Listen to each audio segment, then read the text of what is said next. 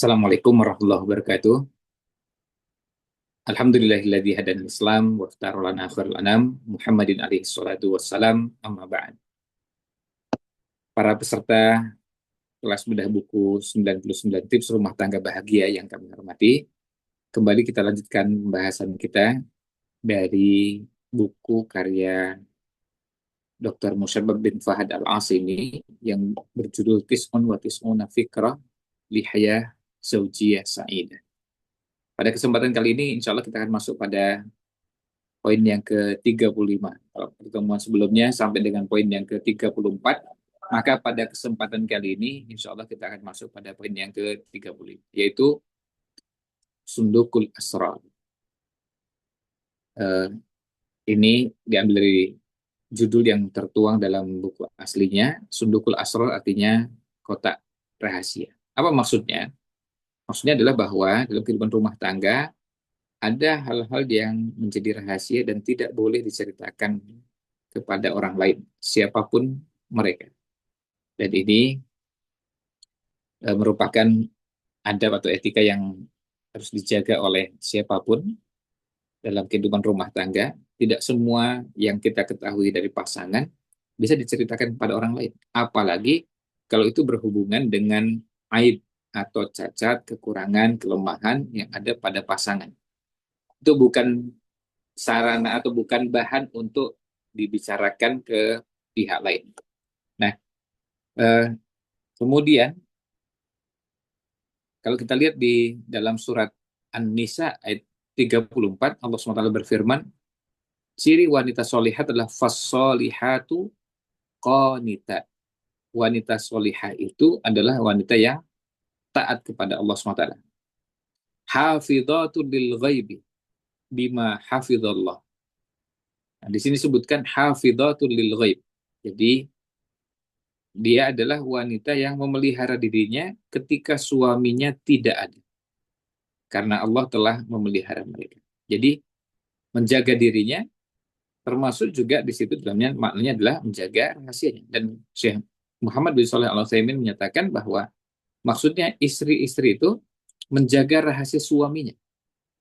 Dan apa saja di balik dinding yang termasuk masalah-masalah intim. Tidak boleh diceritakan kepada siapapun. Ini kaidah umumnya. Nah, kemudian Rasulullah SAW juga menjelaskan kepada kita bahwa kadang-kadang kita perlu menyelesaikan beberapa persoalan dengan cara menyembunyikan dan merahasiakan. Ista'inu ala injahil hawaiji bil kitman. Jagalah rahasia ketika memenuhi kebutuhan kalian. Untuk menyukseskan urusan kalian dengan cara menjaga rahasia. Fa inna kulladzi ni'matin mahsudun. Karena setiap orang yang punya nikmat itu dia akan dihasadi oleh orang lain, didengki oleh orang lain. Maka tidak boleh diceritakan kepada pihak lain. Pihak lain itu siapapun, karena ini memang merupakan rahasia. Apalagi kalau yang berhubungan secara khusus seperti yang disampaikan oleh Syekh Muhammad bin Shalih Al-Utsaimin yang berkaitan dengan hubungan intim. Apa yang dilakukan oleh suami kepada dengan istrinya di malam hari, tempat yang memang hanya berdua, kemudian lalu diceritakan pagi hari. Rasulullah SAW mengingatkan kita dengan sabdanya, Inna min asyarrin nasi indallahi manzilah. Sesungguhnya orang yang paling buruk, orang yang paling jelek kedudukannya di sisi Allah, Inna min asyarrin nasi indallahi manzilatan yaumal qiyamah. Sesungguhnya orang yang paling buruk kedudukannya di sisi Allah pada hari kiamat adalah ar-rajulu yufdi ila imra'atihi. Seorang suami menggauli istrinya, mencamburi istrinya, wa tufdi ilaihi, dan sang istri juga mencampuri suaminya, tsumma yanshuru sirroha. Lalu dia menyebarkan, mengungkap rahasia. Ini termasuk yang harus dijaga. Maka salah satu adab, salah satu etika yang harus dimiliki oleh suami istri, oleh pasutri adalah menjaga rahasia, jaga rahasia masing-masing. Ini yang ke 30, ya 35. Selanjutnya, kita lihat di sini yang ke 36. Syaja'atul mawaqif. Syaja'atul mawaqif itu syaja'at yang keberanian, al-mawaqif dalam berbagai mauqif atau momentum, peristiwa, kejadian. Nah, kalau disederhanakan ya, ini temanya berkaitan dengan keberanian berbuat. Ya, keberanian berbuat. Nah, maksudnya adalah bahwa memenuhi kebutuhan pasangan, lalu memberikan dukungan, membangun sikap berani adalah tuntunan syariat. Khususnya saat kondisi lemah, saat kondisi sangat memerlukan, sangat membutuhkan bantuan, atau ketika sedang sakit, baik sakitnya sakit ringan maupun sakit yang berat. Nah, semua itu uh, dilakukan dengan niat karena Allah Subhanahu wa Ta'ala. Nah, suami istri perlu membangun sikap ini. Prinsip bahwa ketika berkaitan dengan pasangan, yang namanya memenuhi kebutuhan, kalau itu orang tua dan anaknya, suami kepada istrinya, demikian pula sebaliknya. Lalu memberikan dukungan, menyokong, membantu, memotivasi, termasuk membangun sikap berani. Ini adalah bagian dari syariat. Dan hadis yang secara umum menjelaskan syariat ini adalah sabda Nabi Shallallahu Alaihi Wasallam, "Menafasa an muslimin kurbatan min kurabi dunia." Siapa yang memberikan, ya mengupayakan, mencari jalan untuk memudahkan orang muslim dari satu kesulitan dunia, nafasallahu anhu kurbatan min kurabi yaumil qiyamah.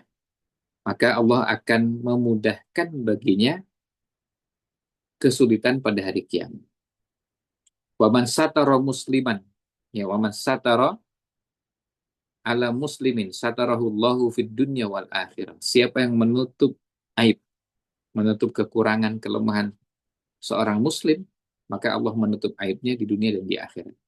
Wallahu fi aunil abdi, maka al abdu fi auni akhihi. Allah senantiasa menolong hambanya selama hamba tersebut menolong saudaranya. Nah, ini menunjukkan ada sikap yang harus dimiliki sesama muslim. Kalau itu berlaku sesama muslim secara umum, tentu juga berlaku bagi suami dan istri. Nah, demikian pula pada sabda Nabi SAW, masalul mu'minina fi tawaddihim wa tarahumihim wa ta'atufihim. Perumpamaan orang beriman satu dengan yang lainnya dalam saling mencintai, saling menyayangi, saling memberikan empati, itu masalul jasadi, seperti satu tubuh. Idza shtaka minhu udwun, jika ada satu anggota tubuh yang mengeluh karena sakit, tada'a lahu sa'irul jasadi bis-sahari wal humma. Maka terpanggil semua organ tubuh, dan itu diwujudkan dengan bentuk nggak bisa tidur semalaman, begadang, atau demam, yang menunjukkan ada empati. Demikian pula sabda Nabi SAW, al-muslimu akhul muslim. Seorang muslim itu saudara muslim yang lain. La yadlimuhu, tidak boleh mendoliminya. Wala yuslimuhu, dan tidak boleh menyerahkannya kepada musuh, lalu membiarkan. Wa man kana fi hajati akhihi kana Allahu fi hajatihi. Siapa yang membantu saudaranya, maka Allah akan membantu kebutuhan. Kalau ada orang membantu kebutuhan saudaranya, maka Allah akan membantu meringankan kebutuhan. Ini menunjukkan kepada kita bahwa ketika ada orang yang perlu bantuan kita, maka kita bantu. Demikian pula kalau suami dengan istri, atau sebaliknya. Dan Aisyah radhiyallahu anha pernah menuturkan bahwa dahulu Rasulullah SAW jika salah seorang keluarganya sakit, maka beliau membacakan Al-Ikhlas, Al-Falaq, An-Nas. Kalau beliau sakit menjelang wafatnya, saya pun melakukan hal yang sama, kata Aisyah. Membacakan bacaan tersebut ke, ke tangan Rasulullah Shallallahu Alaihi Wasallam. Dan itu ke tangannya, lalu kemudian tangannya yang diusapkan ke tubuhnya, karena tangan Rasulullah SAW lebih mulia daripada tangan Aisyah radhiyallahu anha. Nah, ini sebagai satu bentuk atau sikap yang menunjukkan keberanian. Berikutnya, yang ke-37. Syekh Musabbab memberikan judul Ahabbul A'mal. Amalan yang paling dicintai. Apa yang dimaksud dengan amalan yang paling dicintai? Tentu amalan yang paling dicintai itu, kalau kita melihat hadis-hadis yang ada bisa bermacam-macam. Tapi dalam tema bahasan kita adalah membahagiakan pasangan. Nah, dari mana itu kita bisa lihat hadisnya, yaitu sabda Nabi Shallallahu Alaihi Wasallam, ahabbun nasi ilallahi anfa'uhum linnas. Manusia yang paling dicintai oleh Allah SWT adalah yang paling bermanfaat bagi yang lain. Wa ahabbul a'mali ilallah. Amalan yang paling dicintai oleh Allah adalah sururun tudkhiluhu ala muslim. Kegembiraan yang Anda berikan kepada muslim. Anda menggembirakan muslim itu adalah bagian dari amalan yang paling dicintai oleh Allah SWT. Nah, kalau ini berlaku sesama muslim, tentu suami dan istri juga masuk di dalamnya. Ketika seorang suami menggembirakan istri, istri menggembirakan suami, di masing-masing berupaya untuk membahagiakan pasangan. Ini adalah cara untuk mendapatkan keutamaan melakukan amal yang paling dicintai oleh Allah Subhanahu wa Ta'ala. Nah, sehingga kalau kita mau menerapkan itu, nah ini bentuk terapannya, kita bisa mencari kira-kira apa yang paling disukai oleh pasangan supaya bisa menggembirakan. Karena bisa jadi yang kita sukai belum tentu disukai oleh pasangan. Demikian pula sebaliknya. Supaya lebih tepat, maka caranya adalah menggembirakan pasangan itu dilakukan dengan kita mengenali apa yang disukai, termasuk apa yang tidak disukai. Apa yang disukai sehingga kita bisa melakukan hal tersebut. Ini adalah bagian dari upaya untuk menggembirakan pasangan. Ini sururuh tudkhiluhu ala muslim. Kegembiraan yang kita masukkan ke dalam hati seorang muslim. Artinya membahagiakan pasangan. Dan ini berlaku juga sebaliknya. Artinya suami kepada istri dan istri kepada suami. Nah, ini yang ke-37. Sehingga suami istri disarankan untuk mencari cara mengupayakan bagaimana caranya menggembirakan, membahagiakan pasangan. Selanjutnya, yang ke-38, basmah, pakai shot, basmah alal qalbi. Kalau secara harfiah diartikan stempel hati. Stempel di hati. Maksudnya apa?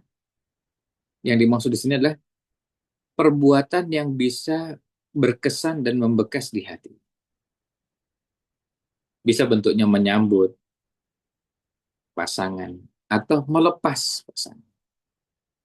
Dengan hal-hal yang bisa berkesan di hati. Ini bagian dari membahagiakan, menggembirakan pasangan.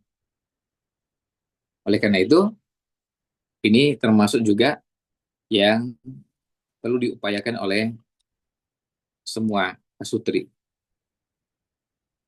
Dan kalau itu berhubungan dengan menyambut pasangan, Rasulullah Shallallahu Alaihi Wasallam memberikan tuntunan kepada kita dengan sabdanya, ya bunayya, wahai anakku, idza dakhalta ala ahlika. Jika kamu masuk ke tempat keluargamu, fasallim yakunu barakatan alaika wa ala ahli baitika. Maka berilah salam, karena itu bisa memberikan keberkahan dan menjadi keberkahan, kebaikan yang melimpah, kebaikan yang berlapis-lapis untukmu dan untuk anggota keluarga. Dan kalau sudah bicara tentang bagaimana menggembirakan, itu tidak selalu sesuatu yang besar. Kadang-kadang sesuatu yang kecil, sederhana, tetapi sangat berkesan. Yang lain sesuatu yang berkesan itu tidak bermakna sesuatunya harus besar. Artinya entah itu barangnya, bendanya, tetapi kadang-kadang berkesan karena momentumnya tepat. Atau ada sesuatu yang dirasa kecil tetapi sangat berkesan bagi yang lain. Makanya Nabi SAW bersabda, la tahkiranna minal ma'rufi syai'a. Jangan sekali-kali kamu merendahkan, meremehkan perbuatan ma'ruf sekecil apapun. Walau antalqa akhaka biwajhin talqin. Meskipun hanya bertemu dengan saudaramu dalam keadaan wajah tersebut. Ini salah satu di antara yang bisa memberikan kesan yang mendalam di hati pesan. Ini yang ke-38. Selanjutnya, kita pindah ke yang ke-39, yaitu al-aham wal muhim. Al-aham itu artinya, ini kalau terjemah harfiahnya, al-aham itu yang paling penting atau yang lebih penting, sementara muhim itu artinya yang penting. Maksudnya, prioritaskan yang paling penting dulu, kemudian baru yang penting. Yang lebih penting didahulukan daripada yang penting. Jadi sama-sama penting, tetapi yang satu lebih penting. Nah, ada yang namanya prioritas. Dan memberikan prioritas itu bisa sifatnya kondisional. Memberikan perhatian khusus, ya, suami, istrinya, demikian pula sebaliknya, ini juga bagian dari yang namanya memberikan prioritas. Karena apa? Karena kalau kita melihat dalam kehidupan rumah tangga, semua itu penting. Anak penting, penting. Kebersihan rumah penting, ini penting, ini penting. Banyak yang penting dikerjakan dalam rumah. Lalu, mana yang lebih penting? Nah, inilah yang menjadi prioritas. Nah, kalau kita melihat acuan dalam syariat kita, Rasulullah SAW telah bersabda, khairukum li ahli. Yang paling baik di antara kalian adalah yang paling baik terhadap keluarganya. Wa ana khairukum li ahli. Dan saya adalah orang yang paling baik terhadap keluarga saya. Itu artinya contoh keteladanan yang telah diberikan oleh Rasulullah Shallallahu Alaihi Wasallam. Jadi ini menunjukkan kepada kita bahwa ada yang diprioritaskan, ada perhatian khusus bahwa ini mendapatkan perhatian lebih dari yang lain. Nah, ini berlaku timbal balik dari suami kepada istri, demikian pula istri kepada suami. Oleh karena itu, ketika suami sibuk dengan pekerjaan, jangan sampai pulang lalu tidak memberikan waktu dan perhatian kepada istri dan anak-anak. Apalagi kita hidup di zaman ketika ada yang bisa membuat atau mengalihkan perhatian, yaitu perangkat. Kita bisa merasakan rasanya keluarga ini tidak terasa nikmat ketika masing-masing sibuk dengan perangkatnya, dengan handphonenya, dengan laptopnya, dengan apapun perangkat yang dimiliki. Dan itu dianggap, dan kesannya itu lebih penting daripada yang lain. Nah, ini tentu eh, tidak kita harapkan bersama. Nah, ini yang menjadi perhatian. Sehingga ini yang harus jadinya prioritas. Kemudian yang berikutnya yang ke-40, at-ta'ah liman. At-ta'ah liman. Ketaatan itu untuk siapa? Ketaatan itu untuk siapa? Maksudnya apa? Ini bicara tentang siapa yang seharusnya ditaati dan dipatuhi. Pembahasannya secara khusus adalah terkait dengan kepatuhan istri kepada suami. Dalam hadis yang populer tentang bahasan ini, dan hadis ini menjadi hadis penting bagi para istri, yaitu sabda Nabi Shallallahu Alaihi Wasallam, "Idza shallatil mar'atu khamsaha." Jika seorang wanita, istri, mengerjakan sholat 5 waktu, wa shamat syahroha, dan puasa bulan Ramadan, wa hasanat farjaha, dan menjaga kemaluan, wa ata'at zaujaha, dan taat kepada suami. Qila laha, dikatakan kepadanya, udkhulil jannata min ayyi abwabil jannati syi'ti. Silahkan kamu masuk surga dari pintu surga manapun yang engkau kehendaki. Ini menunjukkan kepada kita peluang masuk surga yang luar biasa dengan cara mengerjakan sholat 5 waktu, lalu puasa Ramadan, menjaga kemaluan, dan patuh pada suami, taat kepada suami. Nah, ini peluang dan pintu surga yang diberikan, nggak tanggung-tanggung, dipersilahkan masuk dari pintu surga manapun. Bisa milih. Dan ini keutamaan yang luar biasa.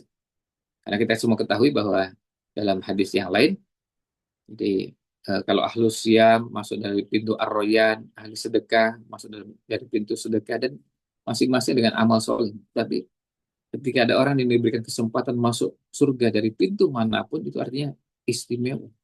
Masuk surga saja sudah istimewa. Apalagi masuk surga diberikan kesempatan untuk memilih pintu surga yang akan dimasuk, yang akan dilewati untuk masuk dalam surga. Ini merupakan keutamaan yang luar biasa. Kemudian Rasulullah SAW juga bersabda, khairun nisa'i man tasurruka idza absorta. Ya. Sebaik-baik istri adalah istri yang membuatmu bahagia jika kamu melihatnya. Wa tuti'uka idza amarta. Dan ia taat jika engkau perintah. Wa tahfadhu ghaibataka fi nafsiha wa malika. Dan ia menjaga diri dan hartamu saat engkau tidak berada bersama. Nah, di sini menunjukkan kepada kita bagaimana istri berusaha untuk menggembirakan, selain juga patuh kepada suami dan menjaga ketika suaminya tidak ada. Menjaga dirinya, menjaga hartanya suami, menjaga rumahnya ketika suami tidak ada. Nah, ini menunjukkan kepada kita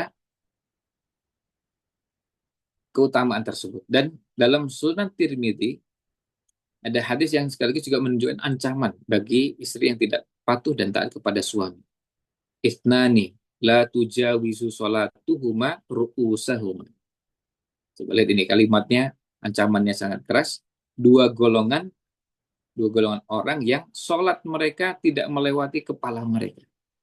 Bayangkan, sholatnya tidak melewati kepala mereka. Artinya tidak diterima oleh Allah SWT. Apa itu? Dua golongan tersebut. Yang pertama, abdun abikun min mawalihi hatta yarji'an. Budak yang kabur, yang lari dari tuannya sampai dia kembali. Dan yang kedua, wamro'atun asot zaujaha hatta tarji'an. Dan seorang istri yang durhaka, tidak patuh kepada suaminya sampai ia kembali taat. Bayangkan sholat dikatakan sebagai sholat yang cuma ya, sampai tidak melewati kepalanya. Jadi artinya tidak diterima oleh Allah SWT. Tentu semuanya dibingkai dengan sabda Nabi Sallallahu Alaihi Wasallam, la ta'ata li makhluqin fi maksiatil khaliq. Tidak ada kepatuhan dan ketaatan bagi makhluk dalam maksiat kepada Khalik Allah Subhanahu wa taala. Artinya kalau suami menyuruh pada maksiat tentu tidak ditaati. Nah, ini yang ke-40. Selanjutnya kita masuk ke yang ke-41. Yaitu lazzatul qurbi.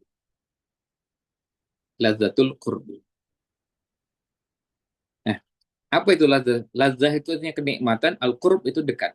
Kenikmatan atau nikmatnya kedekatan. Maksudnya kedekatan suami dan istri. Ya, ini tentu satu hal yang sangat lumrah ketika suami dan istri dekat, ada kenikmatan, ada kebahagiaan. Maka disitulah yang namanya rumah itu sebagai ma'wa. Karena ya ma'wa itu artinya tempat, bukan cuma sekedar tempat tidur, tempat bernaung, tempat hati ini berlabuh, tempat orang merasa nyaman, merasa aman berada di tempat tersebut. Maka aneh kalau ketika kita dapati di momentum beberapa tahun silam ketika pandemi, suami dan istri berada di rumah malah justru tidak menikmati keberadaan di rumah, merasa tersiksa. Justru seharusnya merasakan kegembiraan luar biasa karena justru dapat kesempatan untuk bisa menikmati, kesempatan bisa sering ketemu, sering ngobrol, makan bareng, ini dan itu yang di situ ada kedekatan dan kebersamaan. Nah, itu hanyalah zatul qurbnya. Dan kita dapati bagaimana Nabi SAW memberikan contoh-contoh dalam kehidupan kesehariannya dekat dengan istrinya. Aisyah radhiyallahu anha menceritakan bagaimana kedekatan itu, dan bahkan kedekatan itu baik secara fisik maupun secara batin. Dan kedekatan itu secara fisik dengan bisa sering ngobrol, ketemu, dan bisa lebih dari sekedar itu karena itu layaknya suami istri.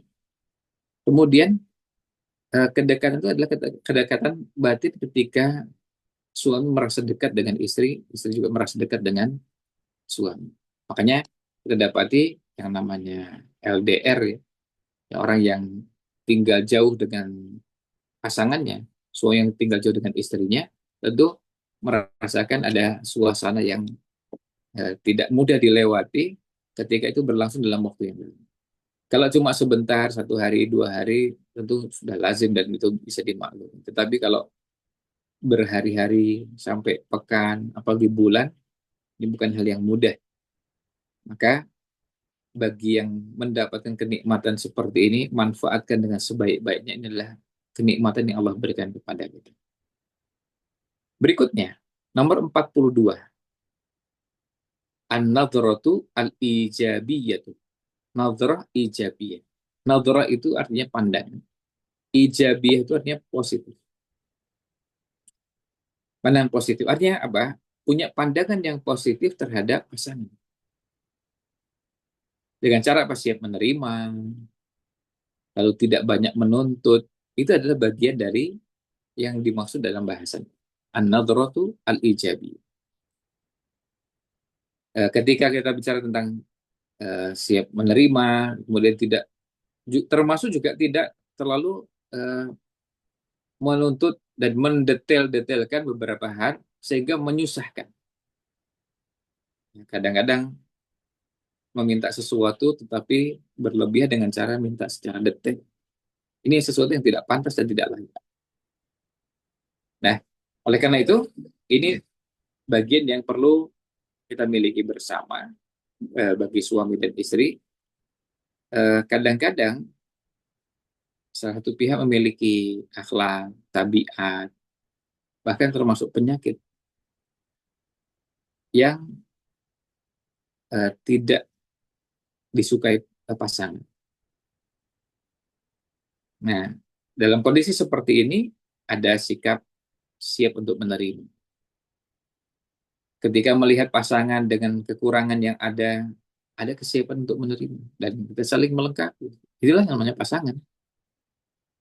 Karena pasangan masing-masing ini manusia, bukan malaikat yang sempurna dan bukan, kalau itu perempuan, bukan bidadari surga.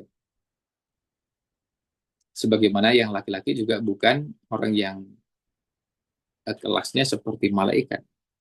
Bahkan nggak usah malaikat, manusia sekelas Nabi Muhammad SAW pun bukan. Artinya suaminya bukan seperti Nabi Muhammad SAW, istrinya juga bukan seperti Khadijah misalnya. Maka yang ada adalah kesiapan untuk menerima. Termasuk juga tidak banyak menuntut. Tidak banyak mempersulit diri dengan minta detail-detail yang akhirnya menyulitkan. Nabi SAW bersabda, la yafruku mu'minun mu'minatan. Tidak, jangan sampai seorang suami membenci istrinya. In kariha minha khuluqan radiya minha akhar. Jika ia membenci satu tabiat, satu perilaku, satu kebiasaan, satu akhlak, bisa jadi dia ridho pada akhlak ini. Artinya, jika satu akhlak tidak disukai, bisa jadi pada bagian yang lain disukai. Karena apa? Karena memang tadi tidak ada yang sempurna. Apalagi ketika tuntutannya semakin banyak. standarnya semakin tinggi, maka sulit. Ya, sulit untuk didapatkan. Yang ada yang mungkin nanti kalau mau cari, misalnya kalau itu laki-laki, mau cari istri seperti dia nanti di surga. Bidadari di surga punya kesempurnaan. Tapi selama di dunia, ya dengan semua kekurangan yang ada, inilah kesempatan untuk siap menerima, termasuk juga tidak terlalu banyak tuntutannya, sehingga mempersulit. Sebab kalau masing-masing punya banyak tuntutan, nggak pasti sulit. Artinya suami banyak tuntutan kepada istri, istri juga banyak tuntutan kepada suami, ya sulit. Yang ada ya kita sedih dua ribu, artinya kita saling berbenah. Ini yang ke-42. Selanjutnya, yang ke-43, asyamsu wal qamar. Asyamsu itu artinya matahari, al-qamar artinya bulan. Maksudnya apa? Maksudnya ini pembahasan ini berkaitan dengan bahwa yang namanya manusia itu berbeda-beda. Ya, satu dengan yang lainnya berbeda. Matahari beda dengan bulan. Suami beda dengan istri. Laki-laki beda dengan perempuan. Walaysa dzakaru kal unsa. Kalau berbeda, ya bagaimana kita punya sikap saling menghargai dan menerima perbedaan tabiat masing. Ada yang betul-betul berbeda 180 derajat. Dalam banyak hal. Ya, coba misalnya urusan makan. Ada yang satu suka pedas, satu nggak suka pedas. Satu suka makanan panas, satu nggak suka terlalu panas. Yang satu lagi, kalau udah tidur, inginnya lampunya dimatikan, yang satu enggak. Yang satu ingin dengan suhu yang sangat dingin. Sementara yang satu lagi kalau terlalu dingin masuk angin. Nah, terus yang gimana yang bisa kita lakukan? Sementara ini berbeda. Dan perbedaan itu kalau teruskan daftarnya sangat panjang. Yang terjadi apa? Ya belajar untuk memaklumi, lalu menerima perbedaan yang ada tadi. Sehingga kita bisa menjalani kehidupan rumah tangga karena memang ini hanya bisa dijalani dengan saling menghargai dan menerima perbedaan masing-masing. Nah, dan tidak mungkin kita seragamkan, tidak mungkin kita samakan semuanya. Bagi laki-laki dan perempuan yang sudah jelas nasnya, walaysa dzakaru kal untha. Laki-laki jelas berbeda dengan perempuan. Nah, nanti ada pembahasan di belakang terkait dengan kecenderungan laki-laki dan perempuan. Tetapi poinnya adalah bahwa eh, perbedaan ini seharusnya menjadikan suami, jadikan istri belajar saling menghargai. Ya, kalau diibaratkan suami istri seperti matahari dan bulan, ya itulah eh, gambar ilustrasinya. Ada yang panas, ada yang agak dingin, ada yang temperamen, ada yang ya, bentuk-bentuk perbedaan. Nah, yang ada adalah keduanya saling melengkapi. Dan inilah perjalanan kehidupan di alam semesta ini. Kayak saling eh, saling menutupi kekurangan. Ini bagian dari yang perlu dijalani dalam kehidupan rumah tangga. Selanjutnya, nomor 44, al-anmat asy-syakhsiyah. Anmat syakhsiyah itu ragam kepribadian. Maksudnya, kita perlu belajar mengenali kepribadian pasangan yang bermacam-macam. Karena memang ada perbedaan. Ya, perbedaan ragam kepribadian. Ada orang punya kecenderungan banyak atau lebih dominan dengan hal-hal yang sifatnya bisa dilihat dengan mata. Bisa melihat keindahannya dengan mata. Maka agak teliti dan detail dalam urusan kebersihan yang bisa langsung terlihat. Kemudian juga eh, melihat apa-apa lebih mudah kalau dituliskan. Kalau nggak dituliskan susah ditangkap, susah dihafal. Sebaliknya, ada yang lebih dominan menggunakan telinganya. Ya, makanya kemudian ada yang tipe yang pertama visual, ada tipe yang kedua auditory, yang lebih dominan dengan telinga, mendengar. Jadi kalau dengar omongan orang bisa lebih cepat menangkap meskipun tidak dituliskan. Sementara yang pertama lebih cenderung menangkap sesuatu lebih cepat kalau dituliskan. Maka kalau ada perbedaan karakter seperti ini, ya belajar saling memahami. Ketika misalnya istri punya tipe yang auditor, ketika menyampaikan sesuatu kepada suaminya, cukup dengan lisan, merasa bahwa suaminya sudah bisa menangkap. Tapi ternyata belum juga. Apa yang terjadi? Ya bisa jadi saya istri marah, kok nggak bisa menangkap dan mencerna yang disampaikan, apa nggak diperhatikan. Ternyata memang suaminya kesulitan kalau hanya mendengarkan. Tapi begitu dituliskan, bisa langsung dengan cepat memahami dan menangkap apa yang diminta. Nah, ini memang perbedaan-perbedaan seperti ini Allah ciptakan dengan keragaman yang ini harus dipahami bersama. Wallahu akhrajakum min butuni ummahatikum la ta'lamuna syai'a. Allah mengeluarkan kalian dari perut ibu kalian dalam keadaan tidak tahu apa-apa. Wa ja'al lakumus sam'a wal absar wal afidah. Dan Allah jadikan pendengaran, penglihatan dan hati la'allakum tashkurun, agar kalian semua ya mensyukuri. Maka ada yang lebih cepat menangkap informasi melalui pendengaran, nah ini tipenya auditori, kemudian ada yang lebih cepat dengan melihat, nah ini visual, tapi ada yang lebih cepat dengan menggunakan indera, peraba, dan somatis, dan macam-macam. Hal-hal seperti ini bukan sesuatu yang aib, tapi uh, sesuatu yang perlu dipahami supaya lebih mudah suami istri, pasangan suami istri lebih cepat memahami perbedaan karakter tersebut sehingga lebih cepat bisa beradaptasi. Dan dengan cara seperti ini akan lebih mudah kita menjalani kehidupan rumah tangga. Ini yang ke-44. Selanjutnya yang ke-45, judulnya adalah Isruna Alf Kalimah. 20.000 kata. Maksudnya apa? Maksudnya adalah bahwa ini asalnya, ya beliau sampaikan ada sebuah penelitian yang beliau kutip, meskipun beliau sampaikan bahwa terlepas dari benar tidaknya kutipan tersebut, tetapi poinnya adalah bahwa yang namanya laki-laki dengan perempuan ada kecenderungan yang berbeda dalam hal berbicara.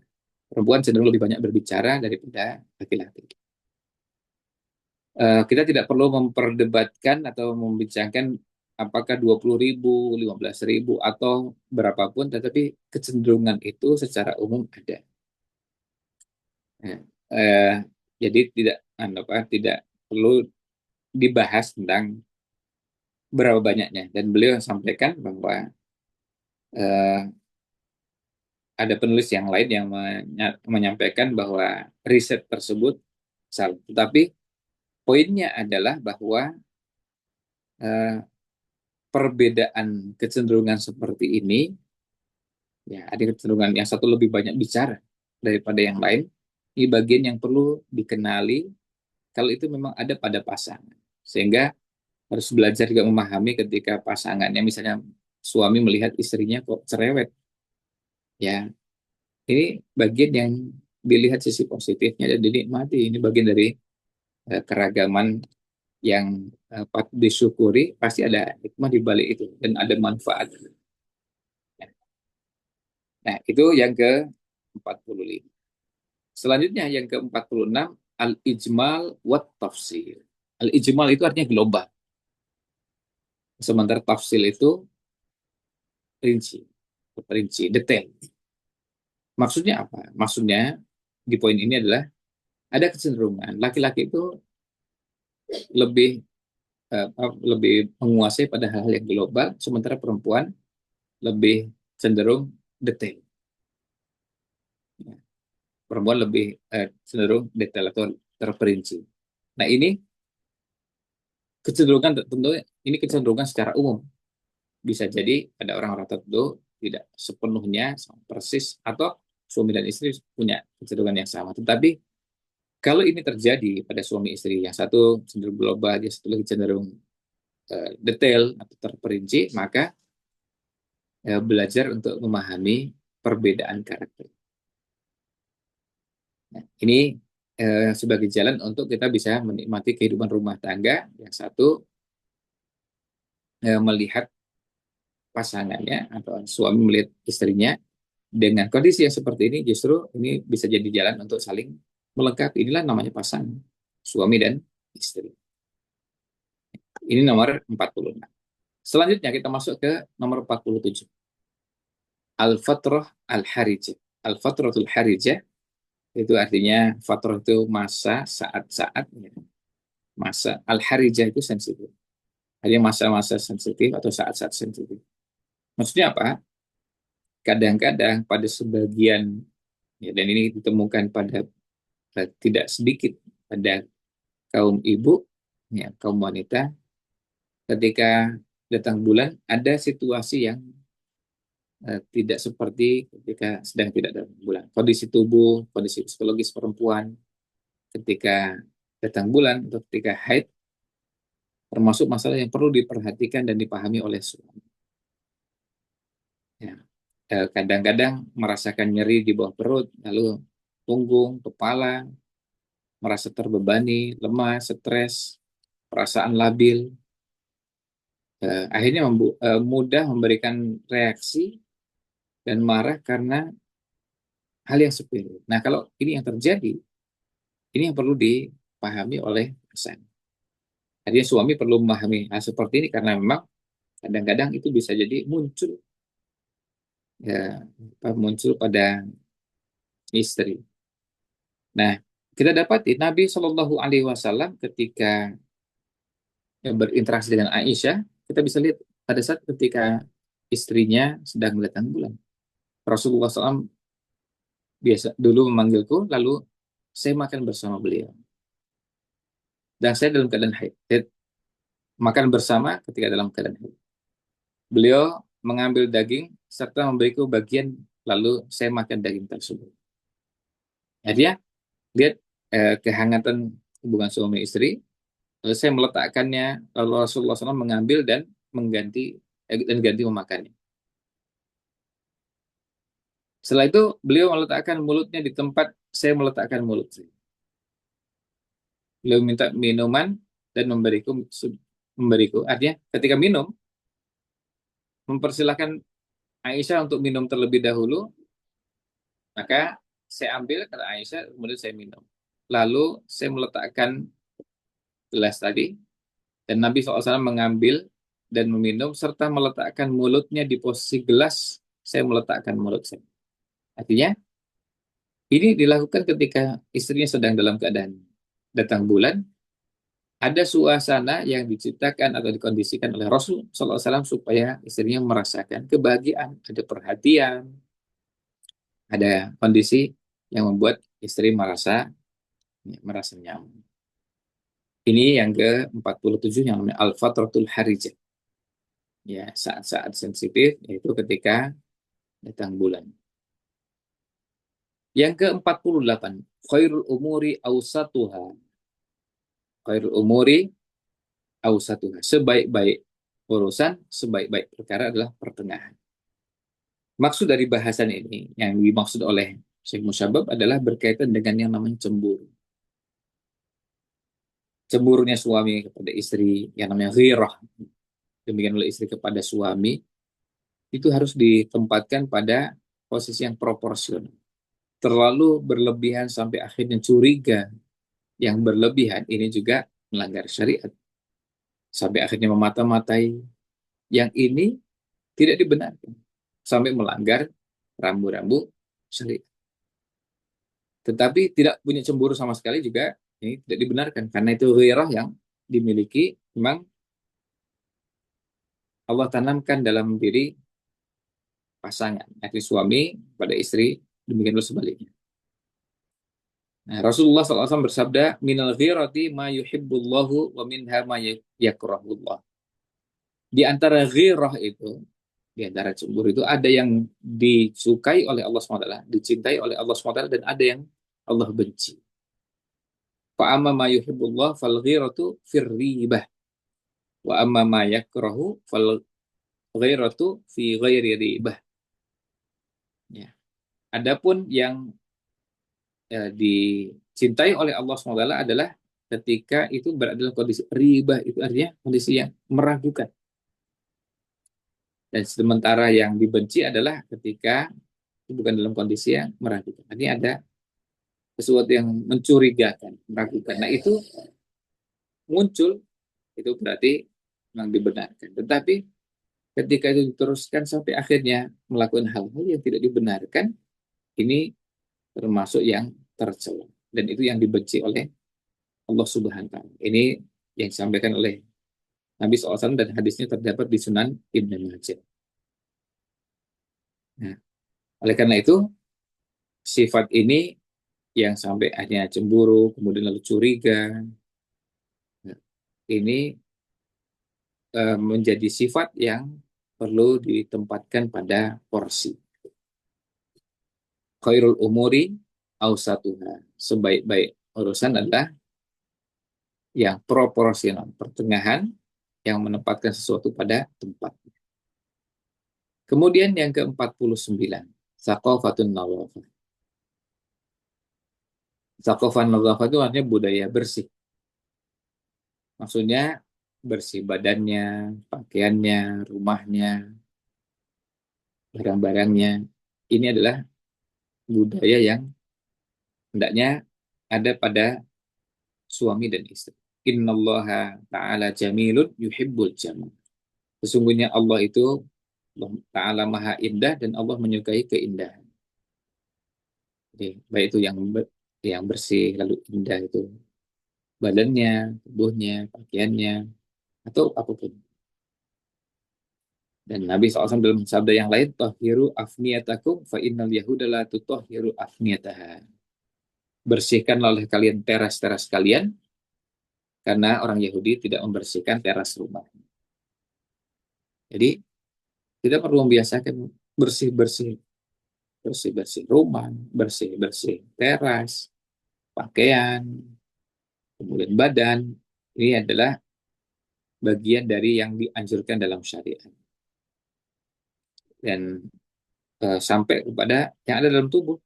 Misalnya kumur-kumur, istinsyak, memasukkan air ke hidung, kemudian bersiwak, kalau itu kumis dipendekkan, kemudian memotong kuku, membersihkan rambut di sekitar yang ada di bawah ketiak, membersihkan rambut di sekitar kemaluan, lalu membersihkan ruas-ruas jari, lalu ketika sudah buang hajat ya ya apa istinja ya ceboknya istinja dan juga khitan. Hal-hal yang berhubungan dengan kebersihan ini tentu yang disebutkan dalam syariat secara khusus menjadi prioritas. Nah, yang lain bisa dipahami dengan situasi yang ada dalam kondisi masing-masing. Karena kita bisa beda-beda ketika mengukur dan menakar hal-hal seperti itu. Tapi intinya adalah mari kita bisa biasakan budaya bersih. Ini yang ke-49. Kemudian yang ke-50 adalah namanya liqa'ul hub. Liqa itu artinya pertemuan, al-hub, cinta. Ya, pertemuan penuh cinta maksudnya bercinta atau hubungan intim. Yang dimaksud di sini adalah bahwa yang namanya suami, istri perlu memberikan perhatian pada bahasan seperti ini. Karena ini termasuk bagian penting dalam kehidupan rumah tangga. Jadi memberikan perhatian terhadap masalah ini. Mulai dari persiapan ketika hendak melakukan hubungan intim, kemudian bagaimana itu dilakukan dengan penuh gairah, lalu dilakukan hanya karena memang bagian dari ibadah kepada Allah Subhanahu wa taala. Lalu bagaimana itu dilakukan juga dengan membuat ridho pasangan. Ini semua dilakukan karena memang bagian dari kebutuhan yang ada. Oleh karena itu, syariat mengatur ini.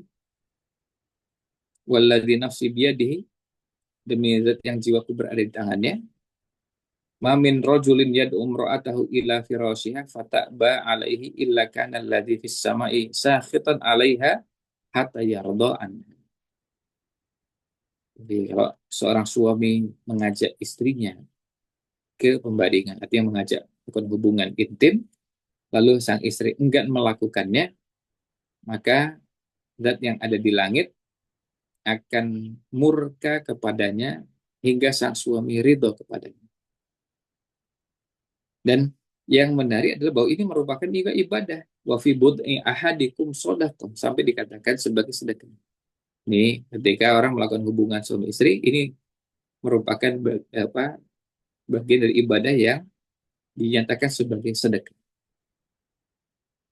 Nah, kalau berkaitan dengan detail-detailnya, ya tentu kaifiyah atau caranya itu ada pembahasan tersendiri. Tapi yang menarik adalah hadis-hadis tentang ini juga termasuk hadis-hadis yang perlu dikenalkan kepada umat secara umum, terutama bagi yang berumah tangga. Di antaranya misalnya sabda Nabi Shallallahu Alaihi Wasallam, "Kullu syai'in laisa min dzikrillahi fahuwa la'ibun walahun." Segala sesuatu yang bukan zikir kepada Allah itu maka dia adalah main-main dan sia-sia. Lihat, main-main dan sia-sia. Illa ayyakuna arba'atun, kecuali empat hal. Mula abatur rojulim ro'atahu. Satu di antaranya adalah mula abatur rojulim ro'atahu.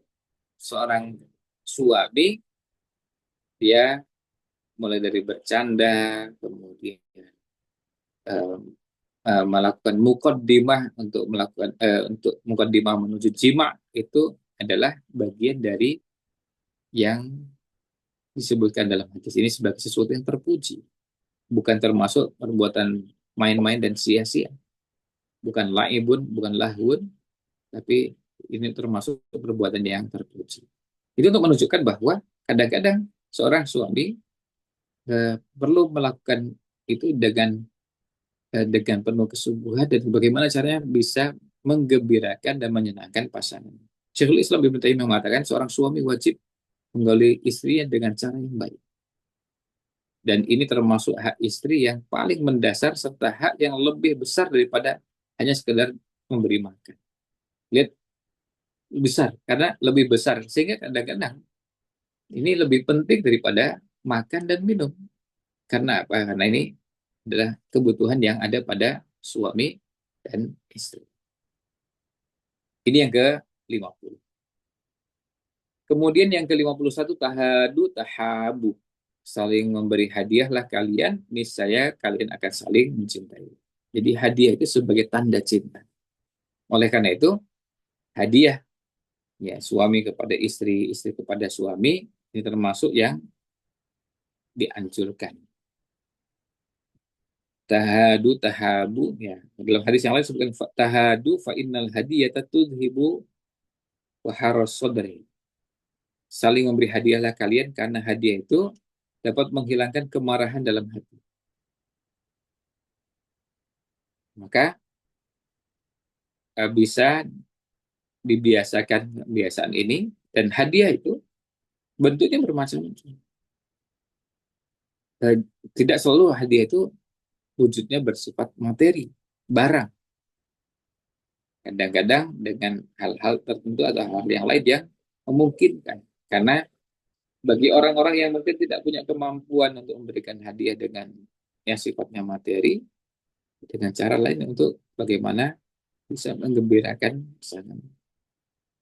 Bisa jadi barangnya bukan sesuatu yang baru, tetapi dikemas dengan kemasan tertentu, disajikan dengan sajian tertentu, intinya menjadi sesuatu yang bisa berkesan.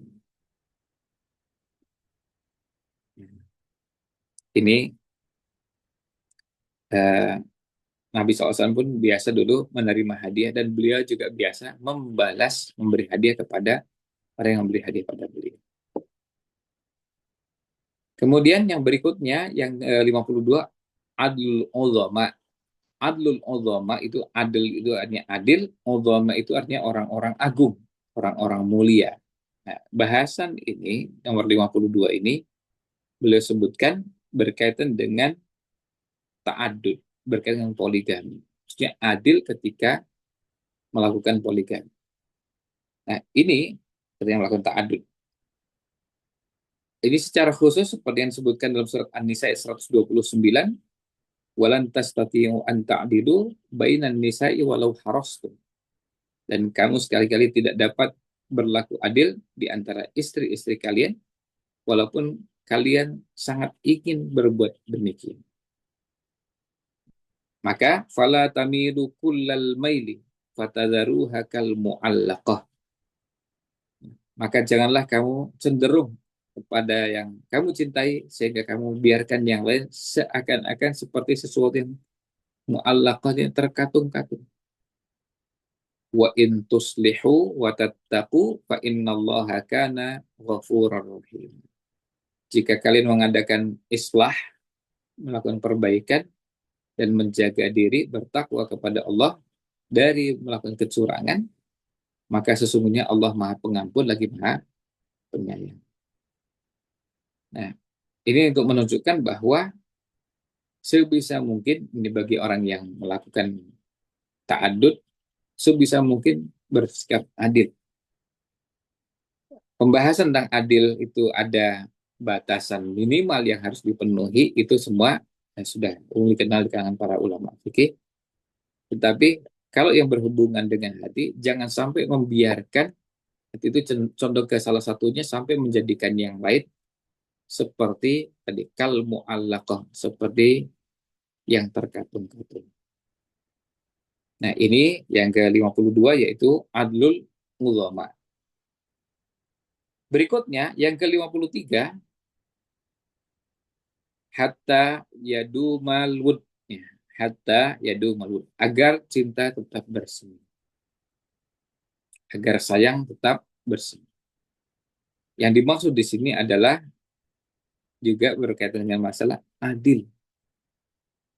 Adil dalam rumah tangga maksudnya adil sama anak.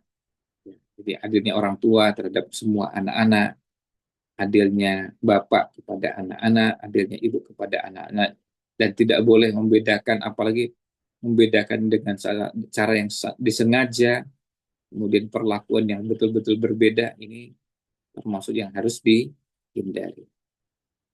Nah, dan ini sikap yang yang sangat ditekankan, dan Allah perintahkan dalam firman-Nya, innallaha ya'muru bil adli wal ihsan. Allah perintahkan kalian, perintahkan kepada kita semua untuk bersikap adil dan berbuat ihsan. Dan Nabi SAW secara khusus mengingatkan kepada kita, i'dilu baina auladikum, bersikap adillah kalian terhadap anak-anak kalian. Finnahli, dalam pemberian. Kama tuhibbuna an ayya'dilu bainakum fil birri wal lutfi. Sebagaimana kalian juga senang kalau mereka adil terhadap kalian dalam bakti dan kelembutan, dalam berbuat kebajikan dan kelembutan. Sama orang tua juga senang seandainya mereka juga adil. Maka Nabi SAW mengingatkan supaya orang tua bersikap adil terhadap anak-anak. Bersikap adil terhadap anak-anaknya. Bisa berkaitan dengan memberi hadiah. Kalau yang satu diberi hadiah, maka yang lain juga diberi hadiah. Kemudian kalau yang satu sakit, akan dirawat.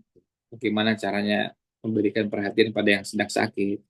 Kemudian yang sedang menuntut ilmu diberikan porsi, baik itu perhatian, biaya, dan lainnya.